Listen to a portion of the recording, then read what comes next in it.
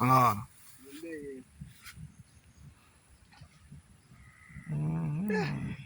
Kwa hiyo unaweza tuzope pumba hata kidogo. Pumba na dumaa. Pumba ila haifai kwenye samaki. Hili nani bomba la kutoa maji kule kuleta.